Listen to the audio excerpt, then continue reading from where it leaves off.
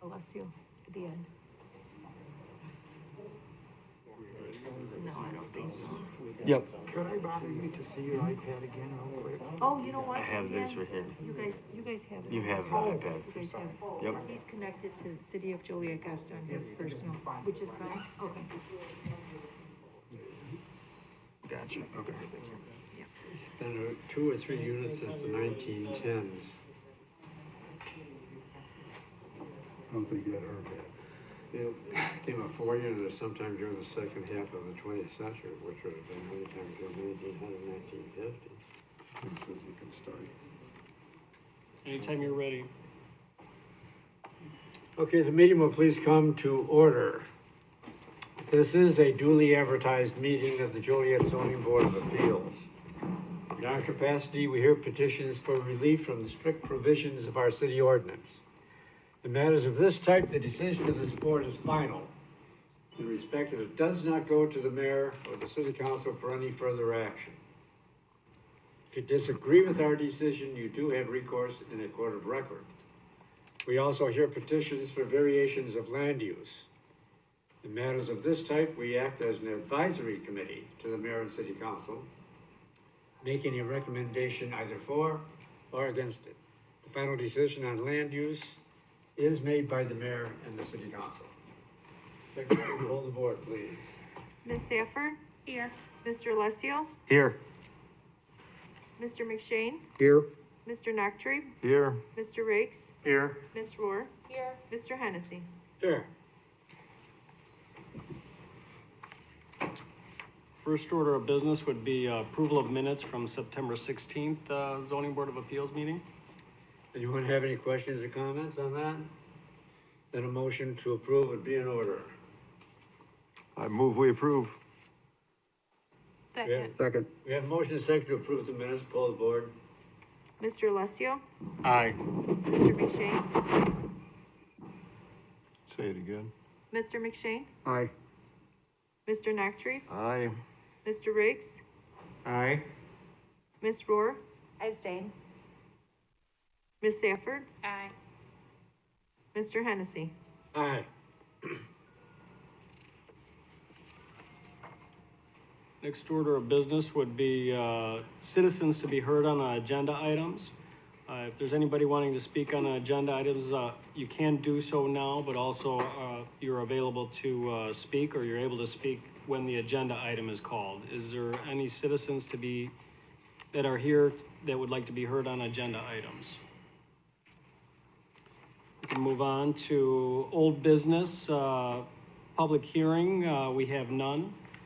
Moving on to new business. First order of business is 2021-56. The applicant owner is Esther Chavez. Location is 403 South Rainer Avenue. Request is a variation. The purpose, the petitioner is requesting a variation on side yard setback from 8 feet to 2.68 feet for an 18-foot by 24-foot covered patio. And again, this is located at 403 South Rainer. Zoning Board of Appeals makes the final decision in this matter. Site-specific information. The subject property is a through lot with Park Avenue running along the northwest corner of the property that is approximately 5,498 square feet in size. The property is zoned R2 single-family residential.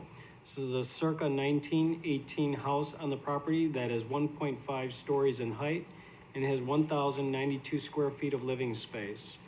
Surrounding zoning, land use, and character, the property is located in the Reedwood neighborhood among other single-family homes of similar age. All properties in this vicinity are zoned R2 single-family residential. Under applicable regulations, section 47-6.4, R2 single-family residential yard and lot requirements, section 47-19.8, criteria for granting a variation, and there's an attachment for that. Under discussion, the petitioner erected an 18-foot by 24-foot roof structure. This is attached to the rear of the home to cover their rear paver patio without receiving building permits, and it was brought to the city's attention by a complaint. The Joliet Building Department responded to the complaint, visited the property, and informed the property owner that they needed a building permit. The house has non-conforming setbacks due to the age of the house. When the petitioner applied for the permit, it was discovered that attached roof structure continues the house's non-conforming 2.68-foot building setback along the south property line. Zoning ordinance allows pre-existing non-conformities to remain as long as the structures are not enlarged or altered in a way that increases their non-conformity. Otherwise, the setback for a detached roofed accessory structure is 3 feet from the property line if there are no easements. Therefore, the petitioner seeks a variation on the side yard setback from 8 feet to 2.68 feet to retain the attached roof structure that covers the rear covered patio. Pictures of the house and rear roof structure are attached, and we have no conditions, and that concludes our staff report. Petitioner present? Anyone here representing this petition?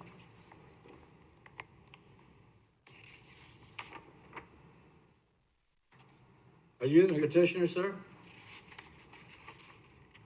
Anybody Spanish, please? Oh, Sonia, are you able to help the petitioner with translating?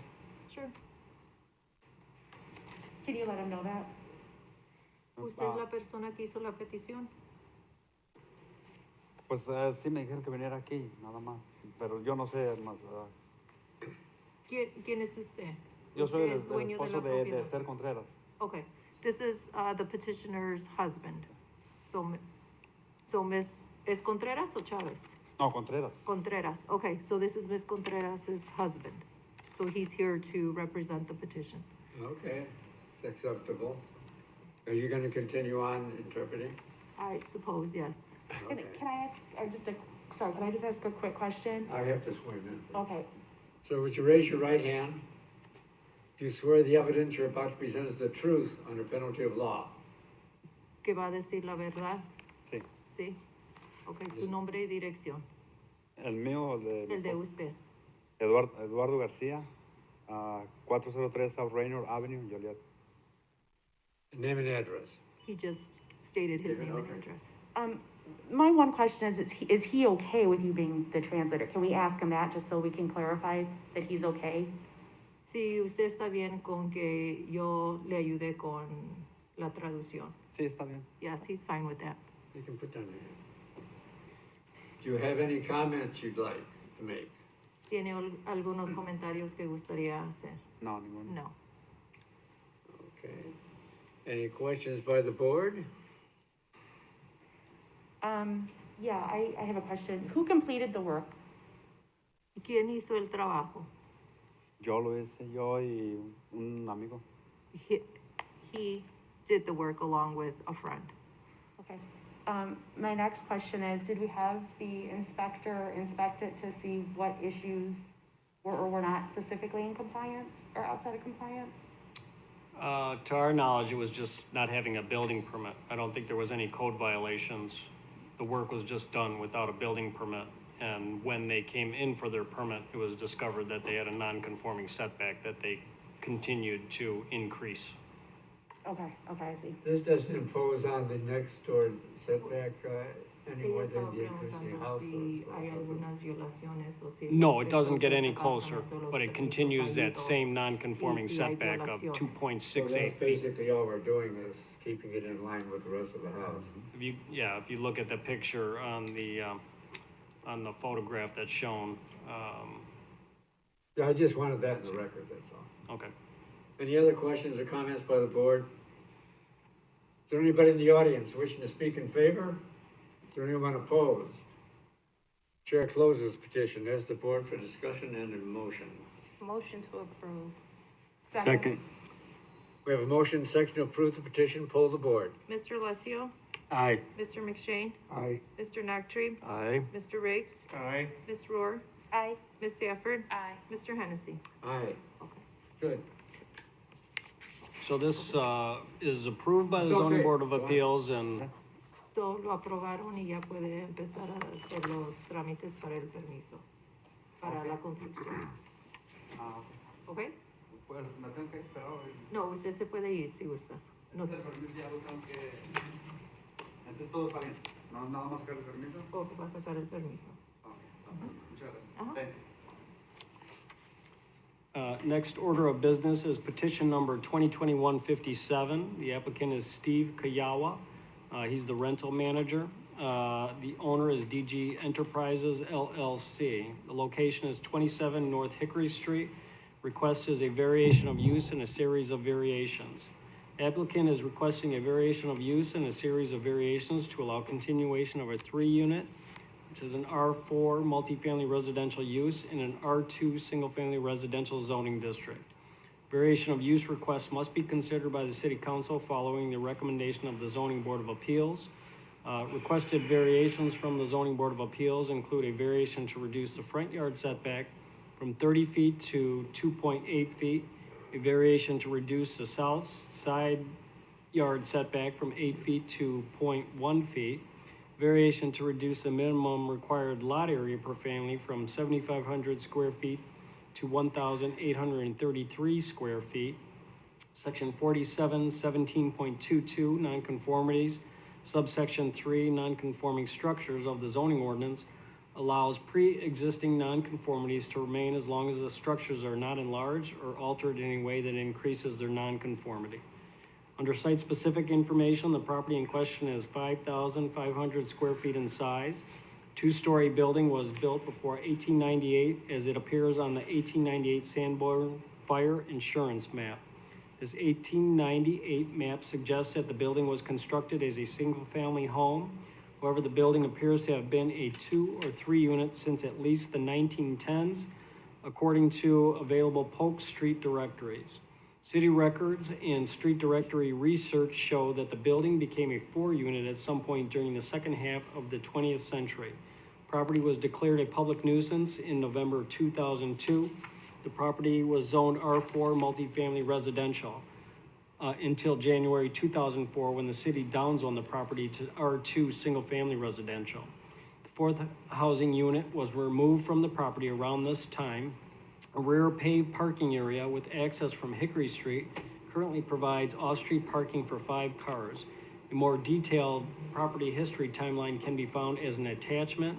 The public nuisance and reclassification ordinances are also attached. Surrounding zoning, land use, and character.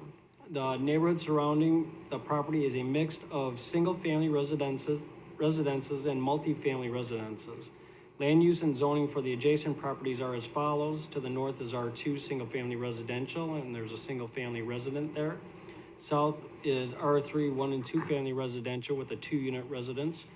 East is R4 multifamily residential with senior housing, Victory Center of Joliet. To the west is R2 single-family residential with a single-family residence. Under applicable regulations, section 47-6.1 R2 permitted principal uses. Section 47-6.8 R2 prohibited uses. Section 47-6.4 R2 yard and lot requirements. Section 47-17.28 variation of use. Section 47-19.8 finding of facts supporting a variation, and there you could refer to the attachment again. Under discussion, the property has been enrolled in the city's rental inspection program since 1987. During the time when the property was declared a public nuisance in November 2002 and reclassified to R2 single-family residential in January 2004, the housing units were vacant. Around 2005, the property was sold to the current owner. The city began inspecting the property again in 2007. Neighborhood Services last inspected the property on April 6, 2021. At this last inspection, Neighborhood Services discovered that the property did not have proper zoning as a 3-unit and informed the property owner. The property owner seeks these variances and variation of use so that the company can continue the existing 3-unit at this location. 2-story section of the building has a 3-bedroom unit on each floor. The rear 1-story section of the building has a smaller 1-bedroom unit. Each of the 3 units has 1 bathroom. The petition includes the plat of survey for the property and floor plans for the 3 units. Neighborhood Services issued a 6-year certificate of inspection that will expire in May 2027. Subject to the continued compliance with the city's rental inspection program, Neighborhood Services has no concerns with the continuation of a 3-unit at this location. The zoning ordinance requires 5 off-street parking spaces for a 3-unit. Property currently offers off-street parking for 5 vehicles, so the property meets the city's parking requirement. Under conditions, if the zoning board desires to recommend approval of this variation of use request, and a series of variations to allow the continuation of the 3-unit, the following conditions should be included. 1, that off-street parking spaces for a minimum of 5 vehicles shall remain in the future. 2, that use of the property shall not be expanded in the future. 3, that the property shall meet the city's water meter and valve requirements, which may require a separate water service, external shut-off valve, and/or meter for each unit. 4, that the property shall continue to be enrolled in and comply with the city's rental inspection program. And lastly, should the property be declared a public nuisance by the city council, the variation of use shall be automatically revoked. And that concludes our staff report. Okay. You swear the evidence you're about to present is the truth, sir, under penalty of law? I do. Your name and address? My name's Steve Kuyella. I live in New Lenox, 40 Abbey Court. And you are what, representing the owners? I'm part of the ownership. Okay. You are one of the owners? When did you purchase the property? Well, there seems to be some disconnect there. The staff report said 205, the history said 2012. I've been involved with this group for some time. I did report to staff when we bought it. I'm guessing it was around 2005 if the city services started inspecting in 2007, because we've owned it since it's been occupied. When we bought it, it Was wasn't. it a 4-unit when you purchased it? I'm gonna say 2005, but I don't have that information. So it was brought to my attention that, the staff report was in error, that this current owner did not purchase the property in 2005. They purchased it around 2012. Yes. The That attachment was more is my correct. understanding. Thank you. Yes. Thank you, staff. Was it a 4-unit at that time? It was exactly as it stands today, sir. A 3-unit, I believe, at that time. Well, 3 units and then the basement, which is where we get the disconnect because it's zoned R4. But then if you look at the history, apparently many moons ago, there was a basement apartment. But there has never been a basement apartment since we've owned it. So you converted the 4th unit then? No, we did nothing to the 4th unit. When we bought it, it is exactly as it is, less maintenance, of course. Was the 4th unit rented out at the time you bought it? No, it was, the entire finished unit it was off, empty. The right? building was empty when we bought it. Before they purchased it, it was a 4-unit, and Neighborhood Services noted that the basement unit was not in compliance to code and had to be removed. So that was removed before this new owner purchased the property. Since they purchased it, it's only been a 3-unit, nothing in the basement. All 3 units are 1st and 2nd floor. Okay. Any other questions by the board? When this is fully rented, how many people will be living in it? It's currently rented now. They're, back, little unit in the back, you got a single guy, the gal up front, main level, single woman. She has 1 child. And then upstairs you have a man and woman. I believe they're married, and I think they have a child. So basically, right now, we're looking at 3, 5, 6. Thank you. When you bought this building, were you aware that it was zoned R2, which is single family? No, unfortunately, sir, when you acquire in foreclosure, you're not given a lot of information. But there are ways to check on it if you need to. I think if you check with the city, And it's very possible that we did. It's very possible that we didn't. I don't know. I'm not on the acquisition side. okay, well, just as a matter of routine, D&G bought something like 70 properties since 2004, so the company is not unfamiliar with zoning requirements and where to find out information. Wouldn't argue with that, you're absolutely right. Now, whether or not they actually went to the bother, because as you stated, there was a lot going on, a lot of properties that were being, during that time, there was just a tremendous amount of properties available, and there were a tremendous amount of sales going on, sheriffs and otherwise. And, you know, we're a pretty thorough company, we're not perfect.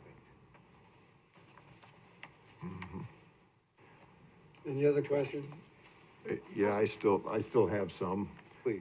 Well, actually, not directed to you at the moment. Jim, you read from the staff report. There was a timeline that was attached also, which seems to have a little bit more information. I wonder if maybe you or Ms. Bernhardt could read some of the. Sure, the property history timeline you want read? Yeah, yes, Okay, so the, particularly about 2005, 2007, that period. from 2005, 2007 to the present? Yes, So in 2005, 2007, the property was sold to a new owner. The city appears to have allowed this new property owner to continue the 3-unit use for a 20-year amortization period, with the stipulation that the property must convert to a single-family use by January 2024. Property was re-entered into the rental inspection program in 2007. In 2012, DG Enterprises LLC, who is the current property owner and the petitioner, bought the property from a foreclosure sheriff's sale.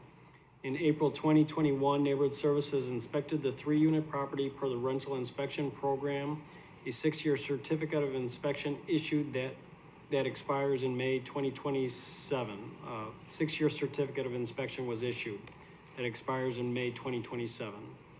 April 2021, the city notified the property owner that the property did not have proper zoning for a 3-unit. September 2021, the property owner applied for the variation of use to continue the 3-unit use. thank you. This is another question for the city folks. Do we know under what authority someone from the city allowed the property owner to continue the use of the 3-unit for a 20-year period? Was that something that the zoning board or the city council approved? That's not common, to my knowledge, except for large areas of zoning reclassifications. When they know that they are taking somebody's zoning rights away from them. So in this instance, the city was aware that it was a 3-unit, and because the nuisance situation of the property, they were able to reclassify that to R2 single-family residential. So knowing that, that the 3 units didn't comply to the 2-unit or to the R2 single-family zoning district, they gave them 20-year amortization to comply and bring that into code, into the R2 code. So that provision still stands, that it must revert to R2 in 2024 unless this board changes that. Is that correct? No, Yes. Single family, They'd have to apply for not R2, right, single family. R2 is a single-family residential It is zoning single-family, district. yes. Oh, okay. Yeah. At that time, they'd have to apply for another variation in 24. Well, that's what they're doing now to try and supersede that expiration period. They're trying to seek their variation of use now, so if they receive approval by the city council Or they're getting rid of the sale or something. to allow the 3-unit use there in the R2 zoning district, then there would be no need to come back Okay. after their 20-year period ended. Or we can leave it as it stands, and in 2024, it just needs to be converted to single family. By that time period. Okay. I have forgive me, I have one other thing. The house is in the St. Pat's neighborhood, and the St. Pat's Neighborhood Organization could not be represented here today because the president is in a job that won't let her get away. She asked that her position on this be made public, and with your permission, Mr. Chairman, I'd like to read this. Into the record? Sure. Yes. Okay, this was an email addressed to me.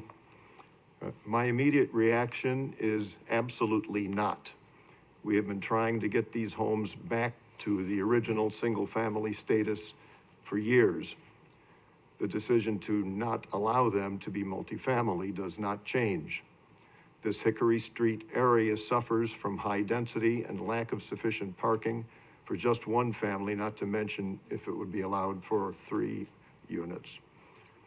Research and high-density living areas are not conducive to a favorable and equal living environment for all.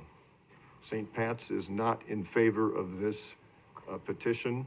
The area this home is in already suffers from many complications of density issues.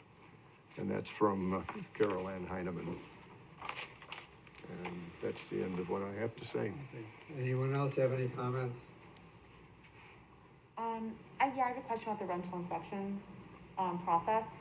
Do they count occupancy throughout, do they monitor that, or is that, you know, when they're, I mean, just to make sure that there's not like, I don't understand what is encompassed by the rental inspection people. Do they just come to make sure that the building is structurally okay, or do they make sure? They look for overcrowding issues, if that's what you're asking. Yes, yeah, If they could, if they see too many, So my understanding is like beds for or a something like that. 3-bedroom, technically you could have 6 people occupying that one unit.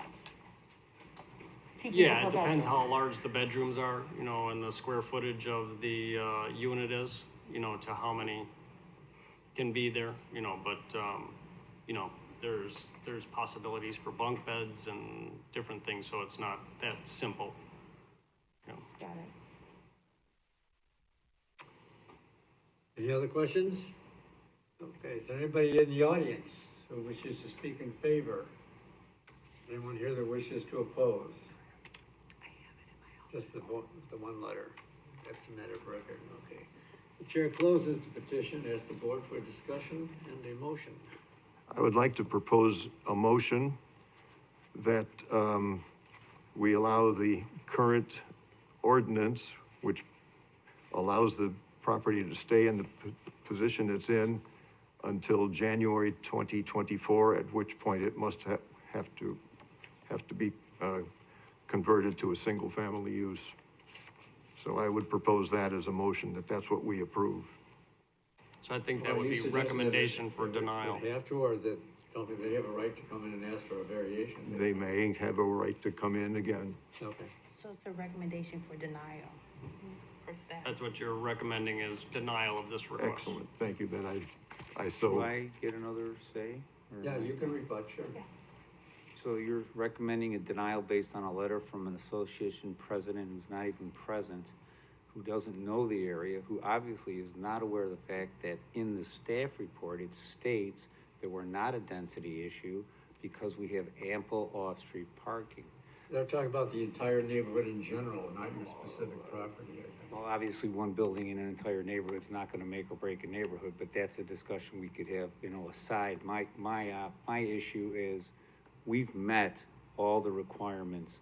City Services has been out, there's no issues, we're not a nuisance, we're good neighbors, we've never had any police action, we have density for parking, and now I'm hearing because one party in the entire community opposes, that the board feels that even though we've met all the requirements, we have the separate shut-offs on the water meters, we have separate meters for all utilities. It's a 3-flat. It was a 3-flat back in the 1910s. At some point, because it was abandoned, the city considered it a nuisance, and at that point changed it to R2. It's no longer a nuisance, we have 3 families, can I take this off? It's hard to breathe. We have 3 families that would have to be, you know, sent down the road to find, you know, other housing. And again, as pointed out, you know, DG's got a pretty good footprint and a good record in this community, as we're not slumlords, we're landlords. That's all I got to say. The Have you issue. met with the neighborhood associations of St. Pat's? No, this is the first I've heard of the St. Pat's Well, Association. what he's suggesting in his motion to deny is that you continue on with the 3-unit until 2024, at which time you can come in and appeal and ask again for the extension. And that gives you 3 or 4 years for you to get in touch with them and work something out. Well, I understand that, sir, but it's also another expense to us in my time, when I think we've met the burden of proof that we're not a nuisance. We are meeting all the requirements for density, and from what I understand from the letter that the gentleman read, All the it's all requirements about except that it was density. zoned R2 when you purchased it, and you didn't pay any attention to that. I'm not seeing the connection. If it was zoned R2 when you bought it, it was zoned as a single family. Okay. You weren't aware of that? Well, again, I'm not gonna go on record of saying what we were or were not, because I'm not on the Well, acquisition That side. was in violation right there We're in violation right there of what? of the zoning law. Because we purchased the property? Because you purchased single-family residential building that was already illegal. Well, sir, I would It's non-conforming. suggest that you make a valid point. I give you that.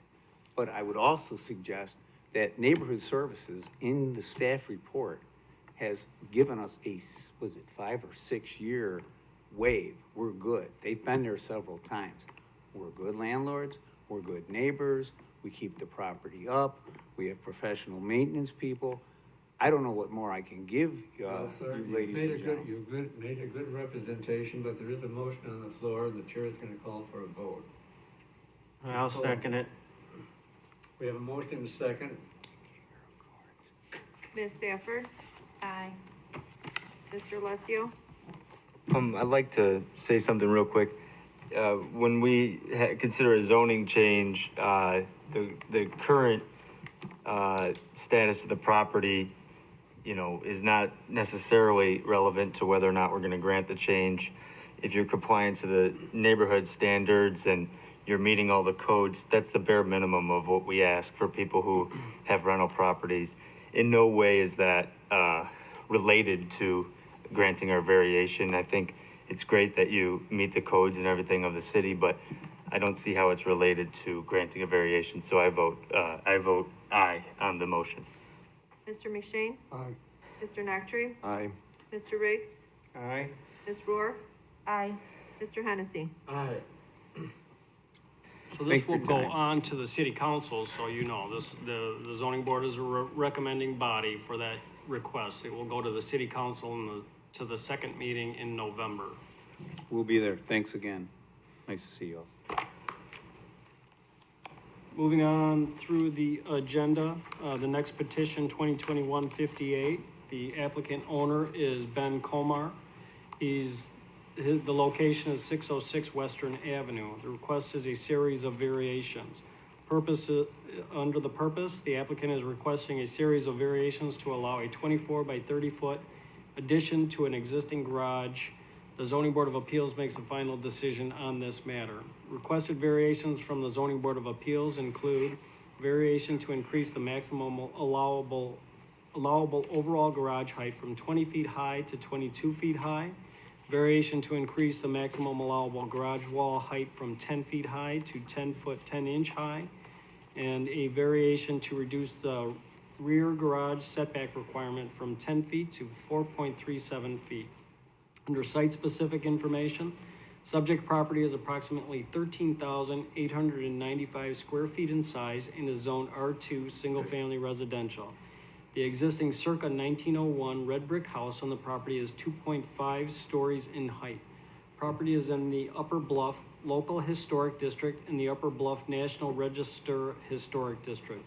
Property includes a 1.5-story, 2-bay detached garage, which is a contributing structure in the local historic district. Under surrounding zoning, land use, and character, the property is located in the Upper Bluff National Register Historic District, among other older single-family homes.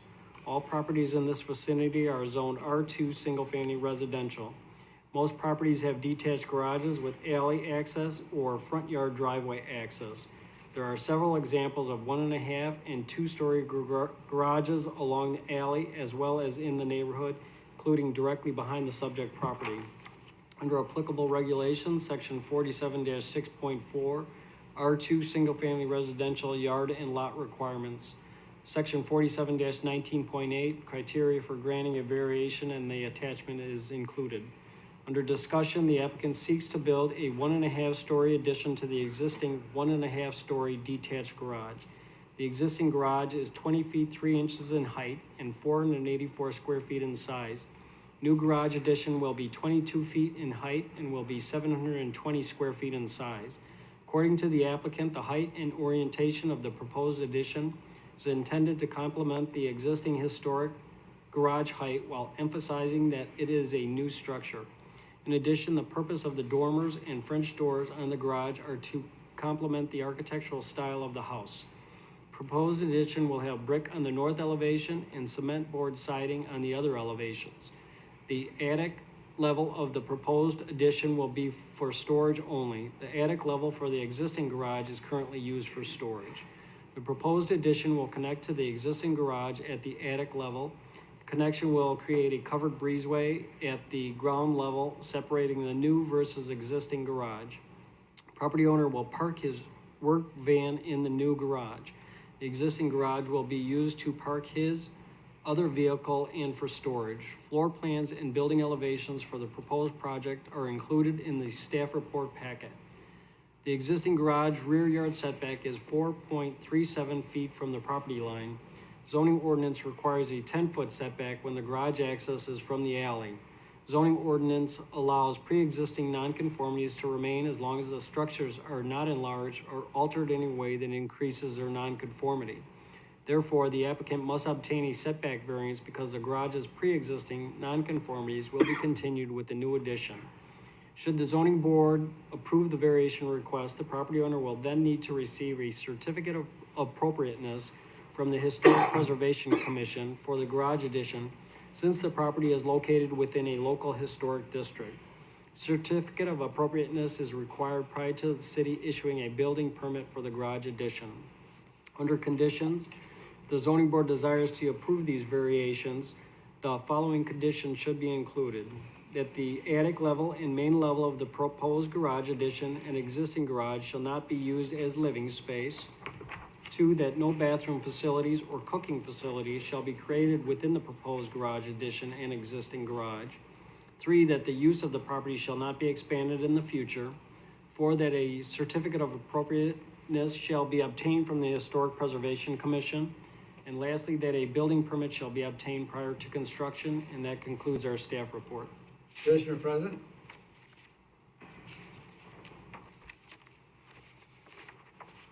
You swear the evidence you're about to present is the truth under penalty of law. I do. Name and address. Ben Comar, 606 Western Avenue. Go ahead. We need a garage. The original garage was built in, Hire a lawyer. it was built in 1901 when the house was constructed, or 1920 when the kitchen was added. It's big enough for a Model T. It'll fit a mid-size vehicle at the largest, which is my wife's car. You saw pictures of a van and an SUV on the driveway. Those don't fit. We purposely, we have a really good architect I've known for years. We purposely designed it to complement the architecture of the home. We wanted to make sure that looking out from the back of the home, it looked like it belonged. So it's that's why it's designed the way it is. The 2 dormers that are on the roof that would be visible from the back of the house mirror dormers that are on the 3rd floor toward the back. The French doors are just kind of for balance, and they're gonna open outward, so if we ever wanted to use it for a family gathering or something, that we can. It's only used for storage, and we think the design makes a lot of sense. That it? Any questions by the board? I just have a quick question. I mean, it seems like, I don't remember it being addressed, but it seems like there are a lot of lines going back and forth there. We don't foresee there being an issue with utilities or anything. No, they have no, intentions of, connecting to gas or, water or sewer. That's a condition of this approval. Yeah, no, you know. I guess I'm talking more about, you have the post here, and the garage is gonna go right in between, and it's bowed in between. I don't know, it just seems a little weird to have a garage where the power lines are. Oh, no, that's, Right? yeah, I can clear that up. We're on the north side of the alley. All the utilities are on the south On the south end? side of Okay. the alley, so you really Oh, now can't you see can them see. from this Well, picture. yeah. So there are no utilities that go overhead to the home. We had electricity and telephone buried a couple of years after we moved in, in 1999. Awesome. Okay, thank you. Yeah, the one picture is unclear. Sure. Thanks. You bet. Any other questions? Anyone in the audience wishing to speak in favor? Anyone opposed? Chair closes petition, asks the board for discussion on the motion. I move we approve. Second. We have a motion and a second to approve the petition. Please poll the board. Ms. Sanford? Aye. Mr. Lucio? Aye. Mr. McShane? Aye. Mr. Noctre? Aye. Mr. Riggs? Aye. Ms. Rohr? Aye. Mr. Hennessy? Aye. So that was approved by the zoning board. Moving on to our last agenda item, I believe, is petition number 2021-59. The applicant owner is Andrew Smith. He's with Quick Trip Corporation. Location is the northwest corner of Route 53 and Laraway Road. The request is a special use permit. Under purpose, the applicant is requesting a special use permit to allow a truck and travel fueling center within a B3 general business zoning district. As per the applicable zoning code, section 4713.2AN, B3 special uses, automobile service stations may be allowed as special uses by the mayor and city council with the advice of the zoning board of appeals in accordance with section 47-15.2. Under site-specific information, as part of Glasscock Farms, the 27.3 acre subject site was annexed, classified to B3 General Business District, and annexation agreement was approved in November 2013. As part of the agreement, the property was permitted with a City of Joliet fuel tax rebate that allows a full or partial rebate of the difference between taxes distributed to the city by the state of Illinois on account of the city's home rule sales tax and taxes that hypothetically would have been made in an unincorporated area of Will County. Special service area or business district was created to levy a special sales tax in the amount of 1% of the gross receipts attributable to the sale of tangible person property at the retail. This case was filed on September 17, 2021. The surrounding zoning, land use, and character. To the north is undeveloped B3. To the south is commercial B3. To the east is industrial I1. To the west is residential vacant institutional I1. Under applicable regulations, 4714.2AN B3 special uses, 47.5.2C special uses criterion for approval, and you could refer to the attached petition. Under discussion, the petitioner is requesting a special use permit to develop a truck and travel fueling center at the northwest corner of Route 53 and Laraway Road. The developer is proposing to build an 8,292 square foot Quick Trip convenience store and fueling center, and you could see the attached concept plans at this location. Majority of the exterior material for all four sides of the building will be a brick product in order to comply with the city's non-residential design standards. There is a gas canopy along the front that is proposed for general vehicular sales, 9 pumps, and one in the back for truck fueling, approximately 8 pumps. Pylons on the gas canopies for the general vehicles will be faced with a masonry material in their entirety to match the building. 26 truck trailer parking spaces are being proposed towards the back and Laraway Road side of the site for short-term parking only. 3, 2 on Laraway and 1 on Route 53, right-in and right-out curb cuts, and 1 full access curb cut off future Marcella Avenue are being proposed to accommodate the traffic circulation on site and in the area. This plan has been reviewed by the Joliet Public Works Department. All public improvements will be required as per the subdivision regulations and the requirements of the Public Works and Utilities Department. Landscaping, screening, and parking lot paving will be required as per the city's zoning ordinance. This will include a 30-foot wide berm and landscaping along Route 53, Laraway Road, and the future Marcella Avenue. Stormwater detention is being proposed at the western end of the site. A future vacation of the undeveloped right-of-way and alleys on site will be required. Under condition, should the board choose to approve the special use permit, staff would recommend that the following conditions be included: that a landscape plan be submitted as part of the building permit plan set that meets city ordinance, that the future building meet the city's non-residential design standards for a commercial B3 building. 3, that the pylons on the automobile canopies be faced with masonry material that matches the building. And lastly, that should the property be declared a public nuisance, it shall be subject to a rehearing and a possible revocation of the special use permit. And that concludes our staff report. Petitioner present?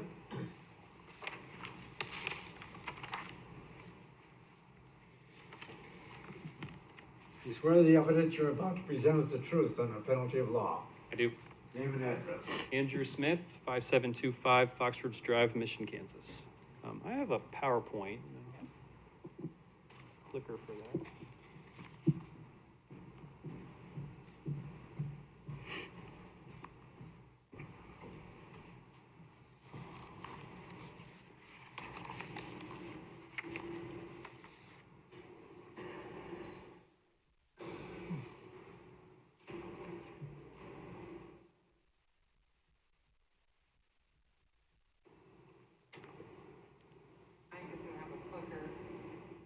All right.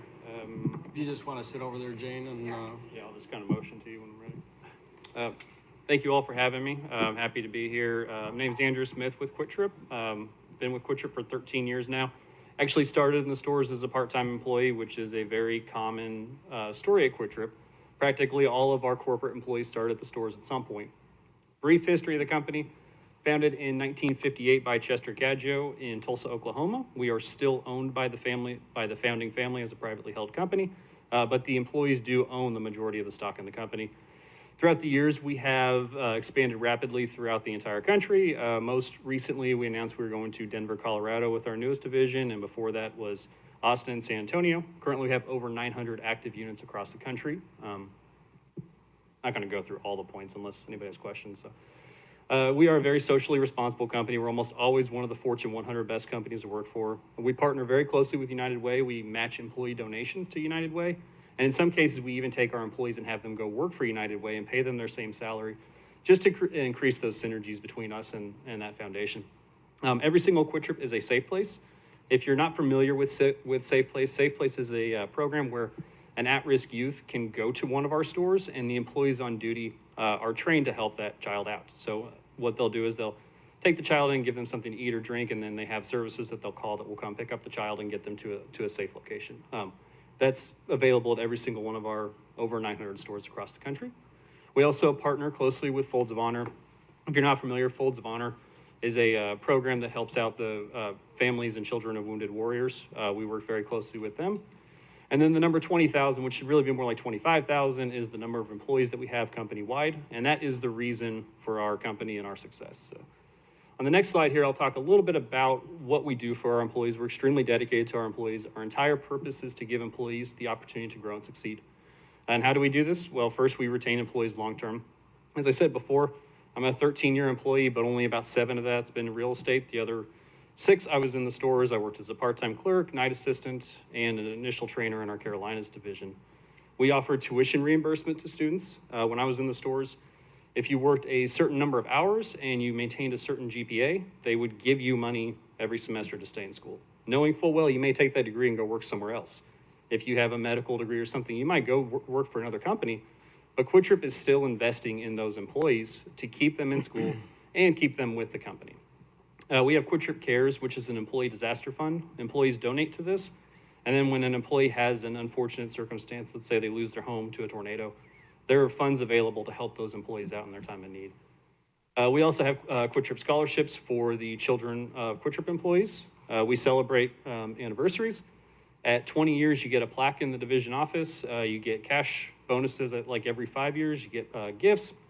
25 years, you get a paid sabbatical. We get 1 month off paid. A little under 12 years away, not that I'm counting or anything. We also invest heavily in our employee securities. Every single store has high-def cameras with audio. Every employee has a badge on to allow them into the restricted areas of the store. Additionally, every employee on duty will wear a pager. When they hit those buttons on the pager, it sends a live feed to our security desk in Tulsa, and the employees that are monitoring the store in Tulsa can then alert emergency services if that's what's needed, so that way the employee who's on duty doesn't have to try to make a quick decision or anything like that. So very cool program that we have. So I'm not gonna go over the site plan. I think it was already covered in great detail, but we'll be facing to the east there, and we are setting up the rest of the property for future redevelopment with all the access roads and the new signal at Marcella. Next slide, I think, has our landscaping plan. This is tentative, but we will submit a final landscaping plan with our official permits. Building elevations, which were already covered, and then the canopy elevation, as was mentioned, we have agreed to brick these canopy columns. Staff was okay with not having bricks on the truck columns just because the exhaust makes them dirty and it's really hard to keep them clean, and they're pretty much hidden from the right of way. But we're looking forward to investing in the community. It's a significant investment, and we think this will be a great long-term partnership, and we look forward to getting to work. So any questions, I'm here to answer them, but thank you for your time. Any questions? Yes, earlier you said something about short-term parking for trucks. Is that, how short-term parking? Is that like all night? Can you? No, we don't offer any overnight services. We don't have like the showers, or sometimes you see like lounges and things in places with truck services. It's really just intended for them to be able to park, use the restroom, grab something to eat, and then get back on the road. Any other questions for the board? Anybody in the audience? Thank you very much. Speak in favor.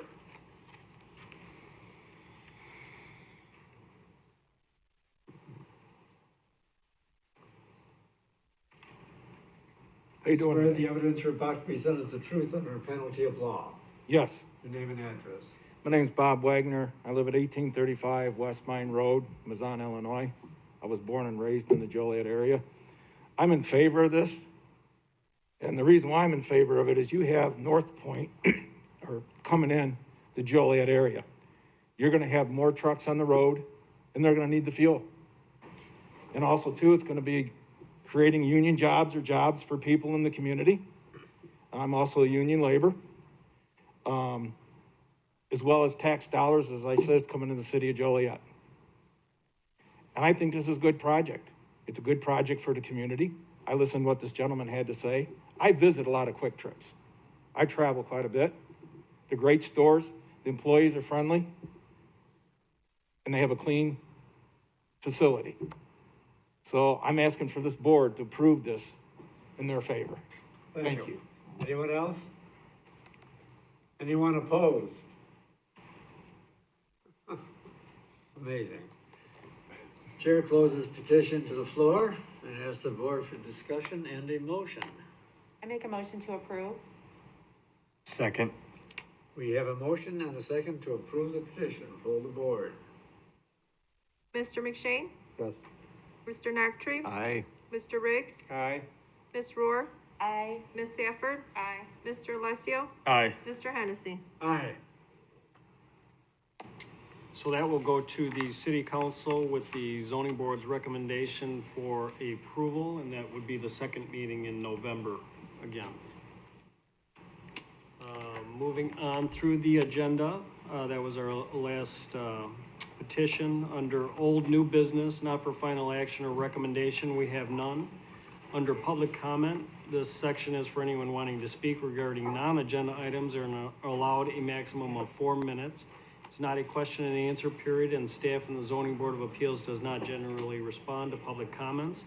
Please note, speakers who engage in conduct injurious to the harmony of the zoning board of appeals shall be called to order, presiding officer, and may forfeit the opportunity to speak. I think everybody's clearing out, so safe to assume we have You're none. talking to yourself. Yeah, we're gonna leave even though you keep talking. Yeah, I don't even like to hear my own voice, so sorry about that.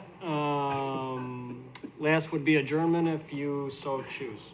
A motion to adjourn would be in order. I make a motion to adjourn? Second. We have a motion second to adjourn the meeting. Call the board. Ms. Sanford? Aye. Mr. Alessio? Aye. Mr. McShane? Aye. Mr. Noctre? Aye. Mr. Riggs? Aye. Ms. Rohr? Aye. Mr. Hennessy? Aye. So how's marital bliss?